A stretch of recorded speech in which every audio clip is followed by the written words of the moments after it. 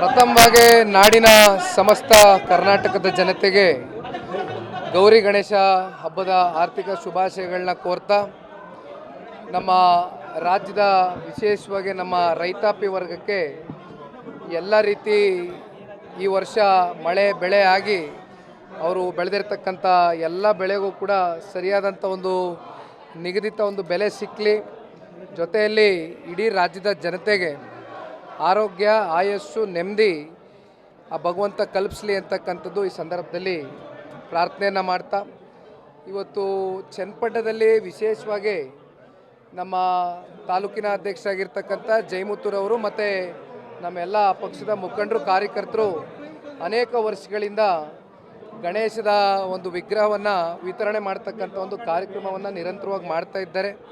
ಇವತ್ತು ವಿಶೇಷವಾಗಿ ನನಗೂ ಕೂಡ ಆಹ್ವಾನವನ್ನು ಕೊಟ್ಟಿದ್ದಾರೆ, ನಾನು ಕೂಡ ಭಾಗವಹಿಸಿದ್ದೇನೆ. ಉಪಚುನಾವಣೆ ಇರುವಂಥ ಹಿನ್ನೆಲೆಯಲ್ಲಿ ಈಗಾಗಲೇ ಕಾರ್ಯಕರ್ತರನ್ನ ಆಕ್ಟಿವ್ ಮಾಡಲಿಕ್ಕೆ ಸಾಕಷ್ಟು ಸಭೆ ಇದನ್ನು ಮಾಡ್ತಾ ಇದ್ದೀವಿ. ಹೇಗೆ ರೆಸ್ಪಾನ್ಸ್ ವ್ಯಕ್ತವಾಗ್ತದೆ? ಈಗಾಗಲೇ ಸಾಕಷ್ಟು ಪಂಚಾಯಿತಿ ಮಟ್ಟದಲ್ಲಿ ಹೆಡ್ ಕ್ವಾರ್ಟರ್ಸ್ಗಳಲ್ಲಿ ಪಕ್ಷದ ಮುಖಂಡರುಗಳ ಜೊತೆ ಮುಕ್ತವಾಗಿ ಮುಂದಿನ ಉಪಚುನಾವಣೆ ಯಾವ್ಯಾವ ರೀತಿ ನಡೀಬೇಕು, ಯಾವ ರೀತಿ ನಾವು ಚುನಾವಣೆಗೆ ಸಜ್ಜಾಗಬೇಕು ಅಂತಕ್ಕಂಥ ಸಾಕಷ್ಟು ಮುಕ್ತವಾದಂಥ ಚರ್ಚೆಗಳು ಪ್ರಾರಂಭ ಆಗಿದೆ. ಎಲ್ಲರೂ ಕೂಡ ಅವರ ಮನಸ್ಸಿನಲ್ಲಿರ್ತಕ್ಕಂಥ ಹಲವಾರು ವಿಚಾರಗಳನ್ನ ನನ್ನ ಹತ್ರ ಮುಕ್ತವಾಗಿ ಹಂಚ್ಕೊಳ್ತಾ ಇದ್ದಾರೆ. ಹಾಗಾಗಿ ಅಂತಿಮವಾಗಿ ಇವತ್ತು ಚುನಾವಣೆ ನಡೀಬೇಕು, ಚುನಾವಣೆಯಲ್ಲಿ ನಾವು ಗೆಲುವನ್ನು ಸಾಧಿಸಬೇಕು ಅಂತಕ್ಕಂಥದ್ದಾದರೆ ತಳಮಟ್ಟದ ಪಕ್ಷದ ಕಾರ್ಯಕರ್ತರುಗಳು ಮುಖಂಡರುಗಳು ಆಯಾ ಹಳ್ಳಿನಲ್ಲಿ ಆಯಾ ಬೂತ್ನಲ್ಲಿ ಇವತ್ತು ಮತವನ್ನು ಹಾಕಿಸ್ತಕ್ಕಂಥ ಶಕ್ತಿ ಇರ್ತಕ್ಕಂಥದ್ದು ಅವ್ರಿಗೆ. ಹಾಗಾಗಿ ಅವರೆಲ್ಲರೂ ವಿಶ್ವಾಸಕ್ಕೆ ತೊಗೊಂಡೋಗ್ತಕ್ಕಂಥ ಪ್ರಾಮಾಣಿಕ ಕೆಲಸವನ್ನು ಪಕ್ಷದ ಎಲ್ಲ ನಮ್ಮ ಹಿರಿಯ ಮುಖಂಡರುಗಳ ಜೊತೆ ಕೂತು ಮಾಡ್ತಾ ಇದ್ದಾರೆ. ಈ ಟಿಕೆಟ್ ಏನಾದರೂ ಫೈನಲ್ ಆಗ್ತಿದೆ ಸರ್? ಯಾಕೆಂತಂದರೆ ಒಂದು ಕಡೆ BJP ಅವರು ಸಭೆಗಳನ್ನ ಮಾಡ್ತಾರೆ, ಮತ್ತೊಂದು ಕಡೆ ನೀವು, ಇದು ಮೈತ್ರಿಗೆ ಪೆಟ್ಟಾಗುತ್ತಾ ಅಂತ ಹೇಳಿ. ನೋಡಿ, ಮೊನ್ನೆಯ ದಿನ ದೆಹಲಿಯಲ್ಲಿ ನಮ್ಮ ಕೇಂದ್ರದ ಸಚಿವರು ಸನ್ಮಾನ್ಯ ಕುಮಾರಣ್ಣ ಅವರ ನೇತೃತ್ವದಲ್ಲಿ ಹಾಗೂ ಭಾರತೀಯ ಜನತಾ ಪಾರ್ಟಿಯ ಚನ್ನಪಟ್ಟಣದ ವಿಧಾನ ಪರಿಷತ್ನ ಸದಸ್ಯರು CP ಯೋಗೇಶ್ವರ್ ಅವರು ಜೊತೆಯಲ್ಲಿ ರಾಜ್ಯ ಮಟ್ಟದ ಭಾರತೀಯ ಜನತಾ ಪಾರ್ಟಿಯ ನಾಯಕರುಗಳು ಎಲ್ಲರೂ ಕೂತು ಒಂದು ಸುತ್ತಿನ ಮಾತುಕತೆಯನ್ನು ಮುಗಿಸಿದ್ದಾರೆ, ಚರ್ಚೆಯನ್ನು ಮಾಡಿದ್ದಾರೆ. ಚರ್ಚೆಗಳು ಆಗಬೇಕು. ಆರೋಗ್ಯಕರವಾದಂಥ ಚುನಾವಣೆ ಫಲಿತಾಂಶ ನಮ್ಮ ಪರವಾಗಿ ಬರಬೇಕು ಅಂದರೆ ಸಾಕಷ್ಟು ಚರ್ಚೆಗಳಾಗಬೇಕು. ಈಗಾಗಲೇ ಚರ್ಚೆಗಳು ಸಾಕಷ್ಟು ಬಾರಿ ಆಗಿದೆ. ಹಾಗಾಗಿ ನಾನು ಇಲ್ಲಿ ಅಂತಿಮವಾಗಿ ಹೇಳ್ತಕ್ಕಂಥದ್ದು ಇಡೀ ರಾಜ್ಯದ ಜನತೆಗೆ ಮಾಧ್ಯಮದ ಮೂಲಕ, ಚನ್ನಪಟ್ಟಣದಲ್ಲಿ ಅಂತಿಮವಾಗಿ NDA ಅಭ್ಯರ್ಥಿ ನಿಲ್ತಾರೆ. ಯಾರು ನಿಲ್ಲಬೇಕು, ಯಾರು ಸೂಕ್ತವಾದಂಥ ಅಭ್ಯರ್ಥಿ ಕಾಂಗ್ರೆಸ್ನ ಮನಸ್ಸಕ್ಕೆ ಈ ಒಂದು ಕ್ಷೇತ್ರದಲ್ಲಿ ಅಂತಕ್ಕಂಥದ್ದು ಮುಂಬರ್ತಕ್ಕಂಥ ದಿನಗಳಲ್ಲಿ ಅಧಿಕೃತವಾಗಿ ತೀರ್ಮಾನ ಘೋಷಣೆ ಆಗುತ್ತೆ. ಯೋಗೇಶ್ವರ್ ಅವರು ಈಗಾಗಲೇ ಹೇಳಿದ್ದಾರೆ, JDS ಟಿಕೆಟ್ ಕೊಟ್ಟರೆ ನಾನು ಕೆಲಸ ಮಾಡ್ತೀನಿ, ಪಕ್ಷದ ಜೊತೆಲಿ ಇರ್ತೀನಿ ಅಂತ. ಹಾಗಾಗಿ JDSಗೆ ಉಳಿಸ್ಕೊಡುವಂಥ ಅವಕಾಶ ಸಿಕ್ಕಿದ್ರೆ ಕ್ಯಾಂಡಿಡೇಟ್ನ ಯಾರು ಆಗ್ತಾರೆ, ಯಾವ ರೀತಿ ತಯಾರಿ ಮಾಡ್ಕೊಂಡಿದ್ದೀರಿ? ಇವೆಲ್ಲವೂ ಕೂಡ ಎರಡೂ ಪಕ್ಷದ ಚೌಕಟ್ಟಿನಲ್ಲಿ ಕೂತು ನಿರ್ಧಾರಗಳು ಆಗಬೇಕಾಗ್ತದೆ. ನಾವು ಇಲ್ಲಿ ಬಹಿರಂಗವಾಗಿ ಯಾವುದೇ ರೀತಿ ಇವತ್ತು ಹೇಳಿಕೆಯನ್ನು ಕೊಡ್ತಕ್ಕಂಥದ್ದು ಸೂಕ್ತ ಅಲ್ಲ.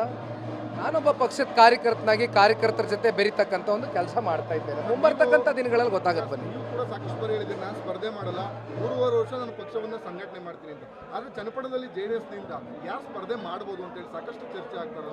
ಇವೆಲ್ಲವೂ ಕೂಡ ಕಾಲವೇ ನಿರ್ಧಾರ ಮಾಡತಣ. ಯಾಕೆಂದರೆ ಈಗ ನಾವು, ನಿಮಗೆ ಗೊತ್ತಿದೆ ಮಾಧ್ಯಮದ ಸ್ನೇಹಿತರಿಗೆ, ಈಗ ಇರ್ತಕ್ಕಂಥ ಒಂದು ಸನ್ನಿವೇಶದಲ್ಲಿ ನಾನೊಬ್ಬ ಕಾರ್ಯಕರ್ತನಾಗಿ ಕಾರ್ಯಕರ್ತರ ಜೊತೆ ಬೆರೀತಕ್ಕಂಥ ಕೆಲಸ ಮಾಡ್ಬೋದು ಹೊರತುಪಡಿಸಿ ನಾನು ಬಂದು ಅಧಿಕೃತ ಘೋಷಣೆ ಮಾಡ್ತಕ್ಕಂಥದ್ದಕ್ಕೆ ಆಗೋದಿಲ್ಲ. ಇವೆಲ್ಲ ಪಕ್ಷದ ಎರಡೂ ಪಕ್ಷದ ಚೌಕಟ್ಟಿನಲ್ಲಿ ಕೂತು ತೀರ್ಮಾನ ಮಾಡಿ ಮುಂಬರ್ತಕ್ಕಂಥ ದಿನಗಳಲ್ಲಿ ಒಳ್ಳೆ ಅಭ್ಯರ್ಥಿನೇ ಅಂತಿಮವಾಗಿ NDA ಅಭ್ಯರ್ಥಿ ಕಣಕ್ಕಿಳಿತಾರೆ. ಬನ್ನಿ, ಈಗ ಎತ್ತಿನ ಹೊಳೆ ನೀರಿನ ಯೋಜನೆಗೆ ನಮ್ಮೆಲ್ಲರ ಒಂದು ಸಹಮತ ಇದೆ. ಅಂತಿಮವಾಗಿ ನೀರಾವರಿ ವಿಷಯವಾಗಿ ನಮ್ಮ ರಾಜ್ಯದಲ್ಲಿ ಇವತ್ತೇನಾದರೂ ಅತ್ಯಂತ ದೂರದೃಷ್ಟಿಯನ್ನು ಇಟ್ಕೊಂಡು ಒಂದು ಕಲ್ಪನೆಯನ್ನು ಕೊಟ್ಕೊಂಡು ನೀರಾವರಿ ಸಚಿವರಾಗಿ, ನೀರಾವರಿಯ ತಜ್ಞರಾಗಿ ನಮ್ಮ ದೇಶದ ಮಾಜಿ ಪ್ರಧಾನಮಂತ್ರಿಗಳು ಸಾಕಷ್ಟು ರಾಜ್ಯಕ್ಕೆ ಕೊಡುಗೆಗಳನ್ನ ಕೊಟ್ಟಿದ್ದಾರೆ. ಹಾಗಾಗಿ ಇವೆಲ್ಲವೂ ಯಾವುದೇ ವಿಚಾರಗಳಿರ್ಬೋದು, ರೈತರಿಗೆ ಸಂಬಂಧಪಟ್ಟಿರ್ತಕ್ಕಂಥ ನೀರಿನ ವಿಚಾರ. ಏಕೆಂದರೆ ಇವತ್ತು ರೈತರುಗಳು ಒಳ್ಳೆಯ ಮಳೆ ಬೆಳೆ ಬೆಳಿಬೇಕು ಅಂತಕ್ಕಂಥದ್ದಾದರೆ ನೀರಾವರಿ ಕಲ್ಪಿಸ್ಕೊಡ್ತಕ್ಕಂಥದ್ದು ಅತಿ ಅವಶ್ಯಕ. ಇವೆಲ್ಲದರ ವಿಚಾರವಾಗಿ ಇವತ್ತು ಜನತಾದಳ ಪಕ್ಷ ಎಂದೂ ಕೂಡ ಬೆಂಬಲವಾಗಿ ನಿಂತಿರುತ್ತೆ.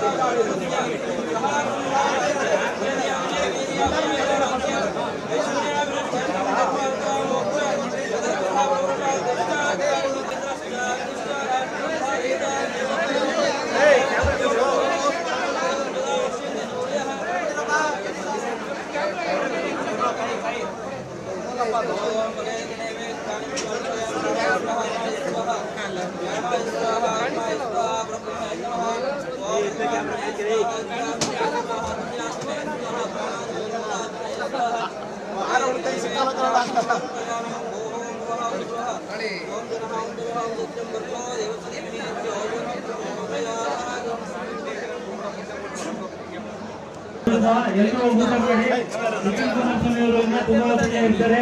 ಎಲ್ಲ ಜೊತೆನೂ ಫೋಟೋ ತೆಗಿತಾರೆ. ದಯಮಾಡಿ ಯಾರು ತಳ್ಳಾಟ ಮಾಡಬೇಡಿ. ಒಳಭಾಗಕ್ಕೆ ನಿಖಿಲ್ ಕುಮಾರಸ್ವಾಮಿ ಅವರು ಮತ್ತೆ ಅಪಾರ್ಟ್ಮೆಂಟ್ ಕೆಳಗಡೆಗೆ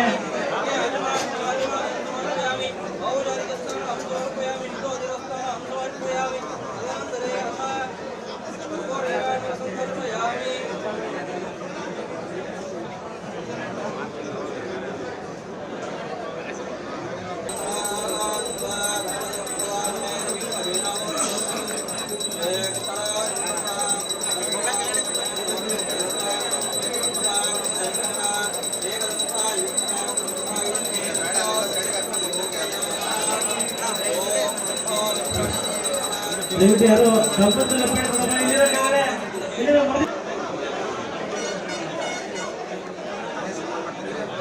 ನಮ್ಮ ಮುಖಂಡರ ಮನೆ ದಯವಿಟ್ಟು ನಾವುಗಳೇ ಯಾರು ಗಣೇಶನ ಎತ್ಕೊಂಡು ಕೊಡುವಂತದ್ದಿಲ್ಲ. ಗಣೇಶನ ಒಳಭಾಗದಿಂದ ಹೊರಗಡೆ ಎತ್ಕೊಂಡು ಕೊಡೋದಕ್ಕೆ ಅದಕ್ಕೆ ಸಿಬ್ಬಂದಿ ನೇಮಕ ಮಾಡಲಾಗಿದೆ. ದಯಮಾಡಿ ಎಲ್ಲರೂ ಯಾರು ಅನ್ಯತೆ ಬಳಸ್ಕೊಳ್ಳೋದು ಬೇಡ. ದಯವಿಟ್ಟು ಯಾರು ಹೊರಭಾಗ ಬನ್ನಿ.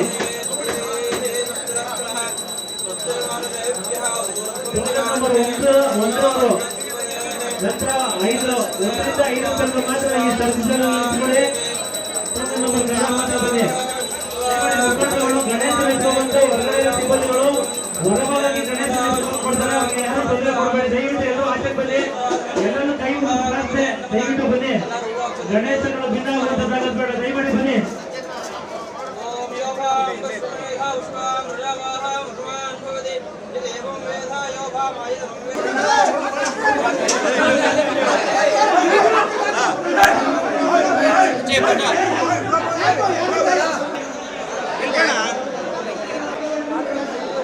ಯಾರು ಒಳಗಡೆ ಬಂದ್ರೆ ಗಣೇಶ ಡ್ಯಾಮೇಜ್ ಆಗ್ತವೆ.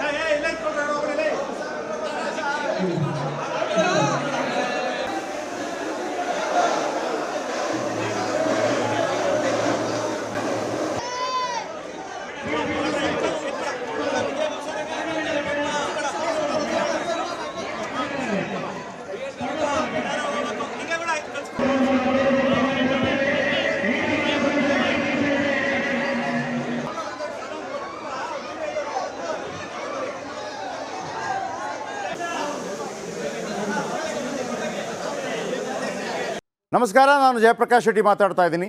ರಿಪಬ್ಲಿಕ್ ಕನ್ನಡದ ಈ ವಿಡಿಯೋವನ್ನು ಶೇರ್ ಮಾಡಿ ಮತ್ತು ನಮ್ಮ ಚಾನಲನ್ನು ಸಬ್ಸ್ಕ್ರೈಬ್ ಮಾಡಿ.